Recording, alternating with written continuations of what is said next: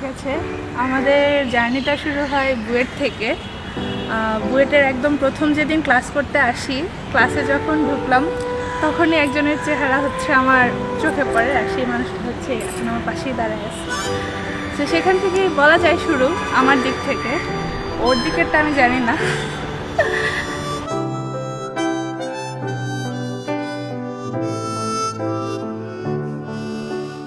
একটা ছেলে মনে রাঙিনাতে ধীর পাইতে এক্কা দোক্কা খেলে, বন পাহাড়ি ঝর্ণা খুঁজে বৃষ্টি জলে একলা ভিজে। সেই ছেলেটা আমায় ছুঁয়ে ফেলে, সেই ছেলেটা আমায় ছুঁয়ে ফেলে।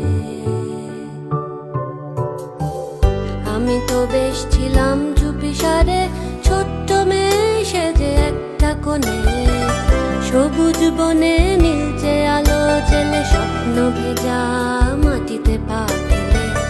আমি তো বেশ ছিলাম চুপিসারে, ছোট্ট মেয়ে সেজে একটা কোণে, সবুজ বনে নীলচে আলো জেলে স্বপ্ন ভেজা মাটিতে পা ফেলে। সেই ছেলেটা হঠাৎ এলো মনে,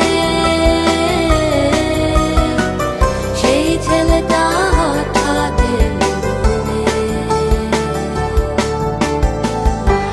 আর আপস অ্যান্ড ডাউনস তো ছিলই, সব মিলে ভালো ছিল। বুয়েটটা মেমোরেবল হওয়ার পিছনে অন্যতম কারণই হচ্ছে বুয়েট যদি আমাকে ভালো কিছু দিয়ে থাকে তাহলে আমি ওকে পেয়েছি, এটাই।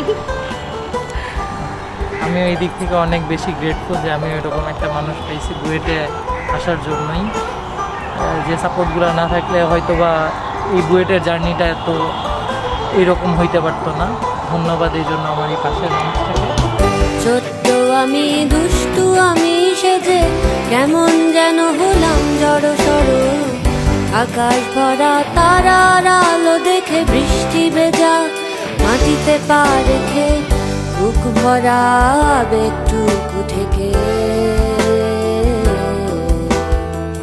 হঠাৎ করে হয়ে গেলাম বড়।